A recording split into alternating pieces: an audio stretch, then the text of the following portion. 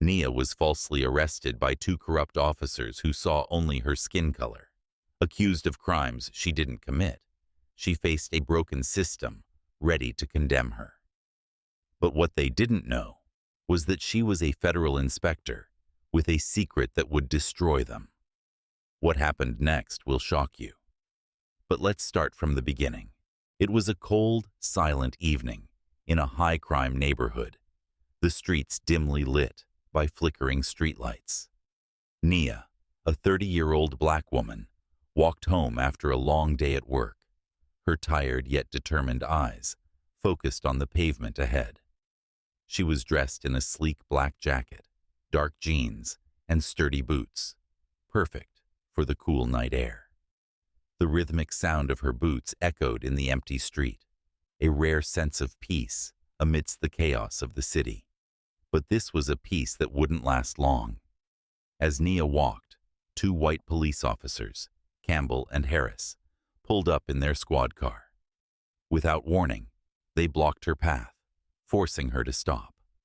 The officers were quick to accuse her of a traffic violation she hadn't committed.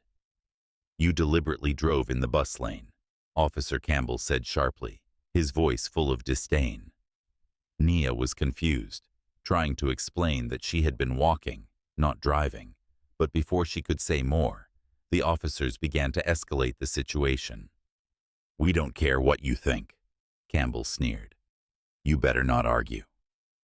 Officer Harris, standing next to him, added that she'd be getting a ticket for disobeying traffic laws, something that made no sense at all, given that she wasn't even behind the wheel. Then, things took a darker turn. The officers suddenly accused Nia of drug possession, claiming they had smelled something, despite there being no evidence. They rifled through her bag without consent, finding nothing, but still insisted it was a reason to arrest her. Nia, in shock and disbelief, attempted to call her lawyer, but Harris's voice grew colder. "We'll make sure this case sticks."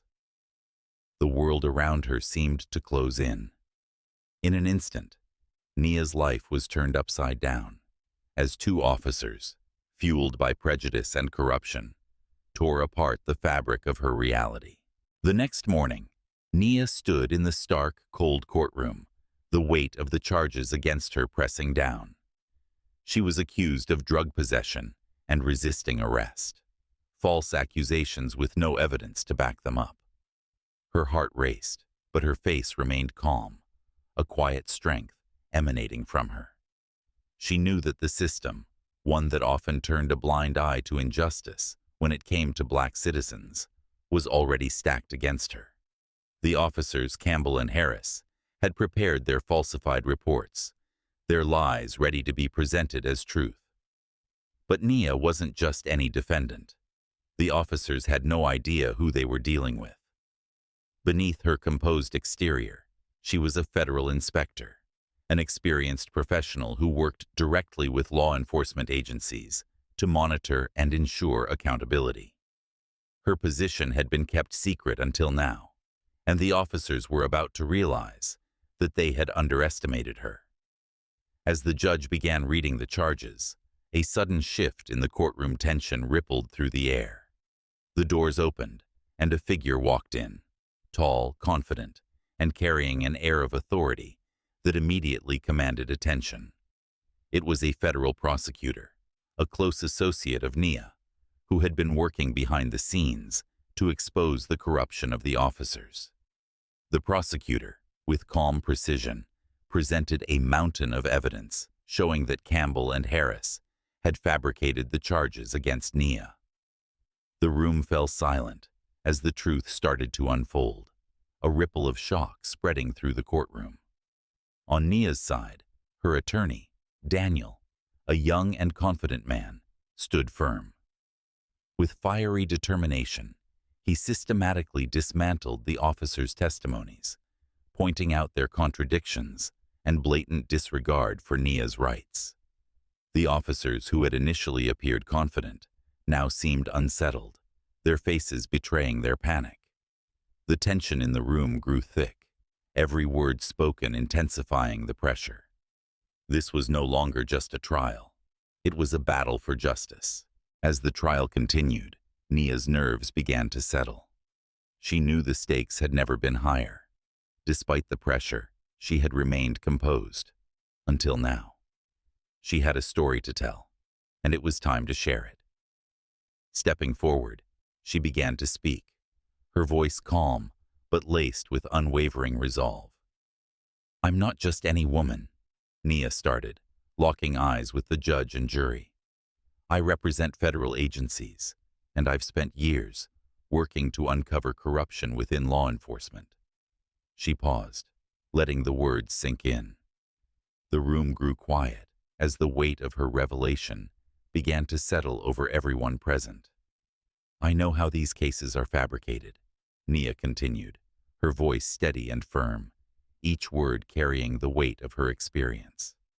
The very atmosphere in the courtroom shifted, as if the air had thickened with the truth. The defense, which had previously seemed so certain, now seemed rattled. The officers, Campbell and Harris, no longer looked as confident. They shifted in their seats, realizing they were facing an adversary far more powerful than they had ever anticipated. As Nia spoke, the federal prosecutor, a quiet ally until now, stepped forward.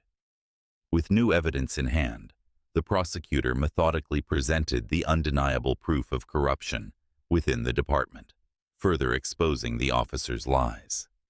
Each new piece of evidence was like a blow to the officers' defense, dismantling their carefully constructed narrative piece by piece. The jury sat up straighter, their attention now fully captured. Even the judge, who had seemed neutral and detached at the start, now appeared visibly uncomfortable, his hands gripping the sides of his bench. The tension in the room was palpable. Nia's attorney, Daniel, seized the moment.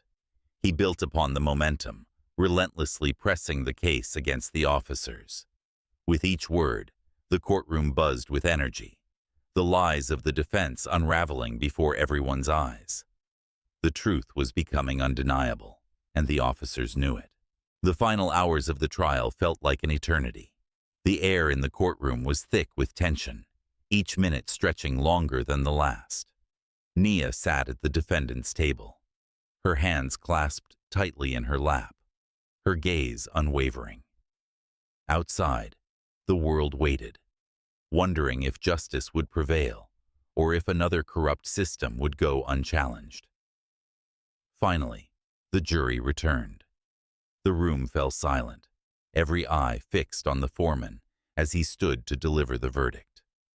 "Guilty on all counts," he declared, his voice steady. The words echoed in the courtroom, a moment of profound justice that felt like a blow to the heart of the corrupt officers who had once thought they could get away with anything. Officers Campbell and Harris sat motionless, their faces pale with shock, as the gravity of their crimes hit them. Their lies had been exposed, their abuse of power now a matter of public record.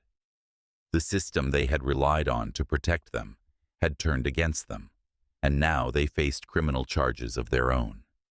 Nia stood, her heart pounding in her chest, but there was no fear in her eyes, only a fierce triumph. She had not only cleared her name, but she had also revealed a deep-seated issue within law enforcement, one that went far beyond her individual case. Her victory was a testament to the strength of truth and resilience. As the crowd outside the courthouse erupted in cheers, Nia walked out, her family and legal team beside her, cameras flashing all around.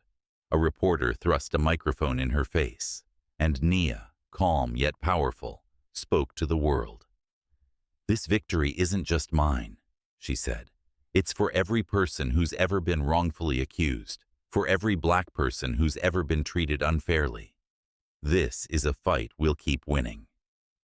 The story spread like wildfire, flooding social media with hashtags supporting Nia's victory. The officers, once so confident, now faced a future of disgrace, their careers destroyed. Nia had fought not just for herself, but for a future where justice was truly blind. where no one would be judged by the color of their skin.